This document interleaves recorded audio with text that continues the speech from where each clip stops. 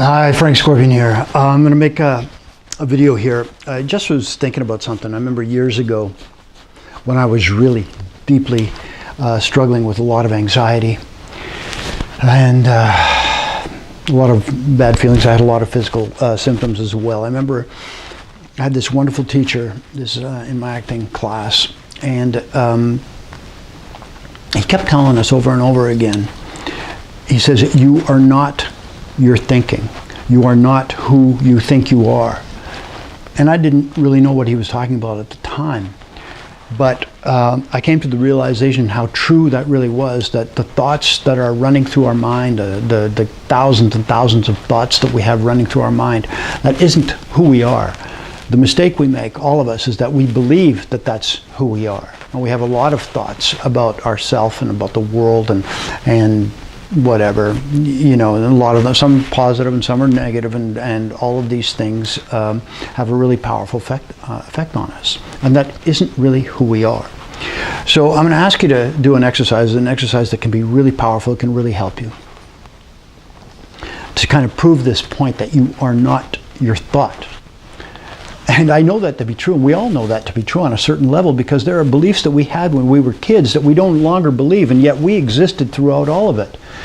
And we have beliefs today that we're not going to have, 5 or 10 years from now. And when we get older, we're going to have different beliefs. We're going to still carry a lot of the same old beliefs that we've had for a long time as well. But there's something within us that knows that we are not the beliefs. Beliefs are just sort of a program, a mental program. So there's an exercise that sort of really can hit home for you. Is you just sit in a chair or in a comfortable space and you just close your eyes and you take a couple of deep breaths. And you just breathe.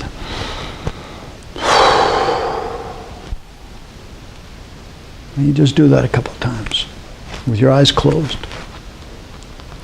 So then with your awareness, if I asked you to put your awareness on your right foot right now, as you're watching this video right now with me, just put your awareness on your right foot. And now if I ask you to put your awareness on your left foot,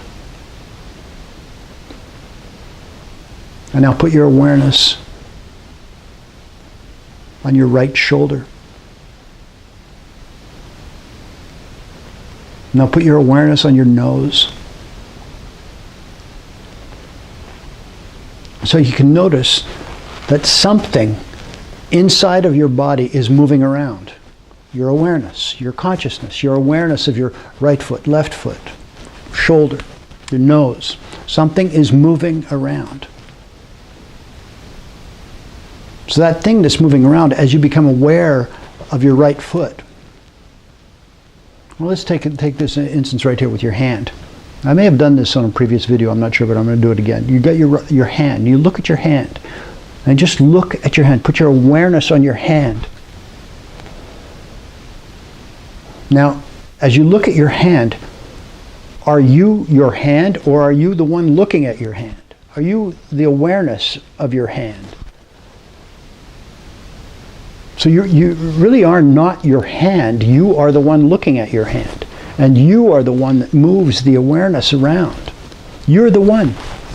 You, something separate from your hand, something separate from your body, something separate from everything. You're the one that, and as you do this, you become more and more sort of detached from things, and you become who you truly are, and you gain a sense of power and control.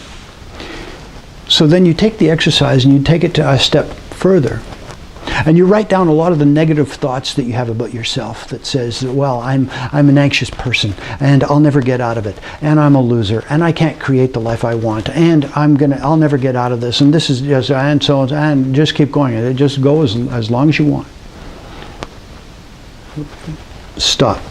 And then do this exercise. And you've got the paper now in front of you. And now look at the paper. All of those thoughts that you've put on paper now, are you the thought?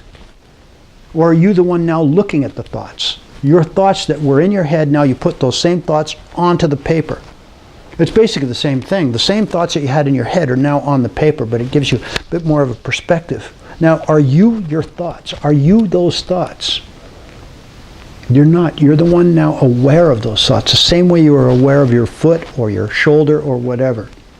You're the one looking at those thoughts. The only problem is that you believe those thoughts to be true. You believe them to be true. And yet we know that the thought only is true for you as long as you believe it. So this was the process that really got me out of my depression for good.